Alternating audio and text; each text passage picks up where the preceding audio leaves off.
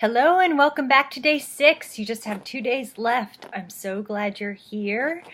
When it comes down to it, there really are only 2 reasons why we have trouble getting rid of things, and it comes down to being either an attachment to the past or a fear about the future.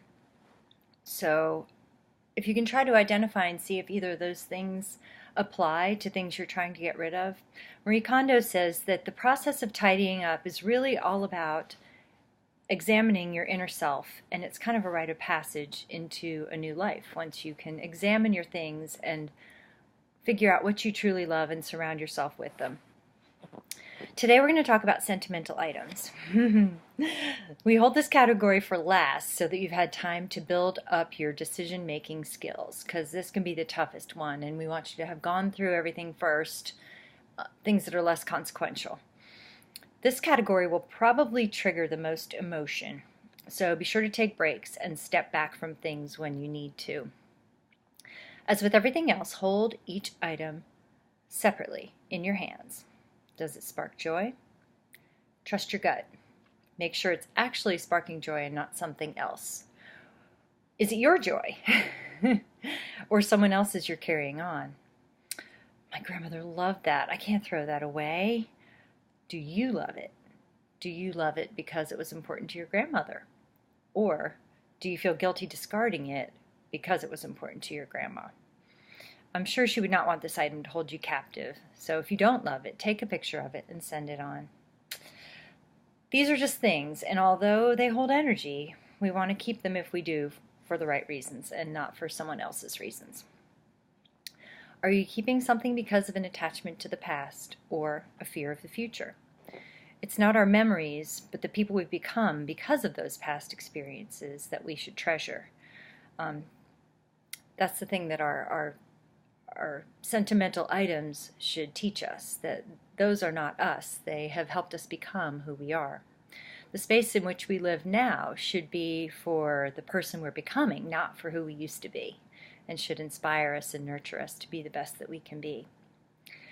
If it sparks joy, do you need to keep the actual item? Or will a picture of it suffice? Or is it something you can display in your home so it's not hidden away where you can't ever see it? I worked with a woman who took photos of some old and musty things that she was having a really hard time parting with, even though they were kind of in bad shape. Now she loves having photos of them pop up on her screensaver, because she has her photographs kind of,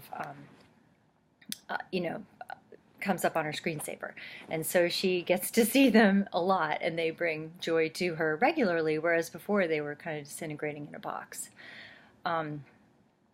One trigger area for me is my son's art. It's not really a trigger area, but I just have so much of it. And right now, it truly does all still bring me joy. One day maybe I'll part with some of it, or he'll take some of it, but if you've got grown children and you're still holding on to things that are theirs, think about why you're still holding on to it. Does it really bring you joy, or do you feel like you'll hurt their feelings if you get rid of it, or are you holding place for them? Just kind of look at that and see if it's what you need to keep doing. Things from your own childhood. By holding on to stuff from like the good old days, or back when I was like this, holding on to that stuff makes it more likely you'll miss opportunities for new and exciting experiences come into your life if you're living too much in the past. So basically, you really want to make room for what matters. What things will you have more room for in your life when you've released the burden of the stuff that doesn't serve you? Stay strong for this category, because it can be a little tricky. You've come a long way. I know you can do it. Post any questions or comments in the group, and we'll see you back here tomorrow for day 7. Good luck.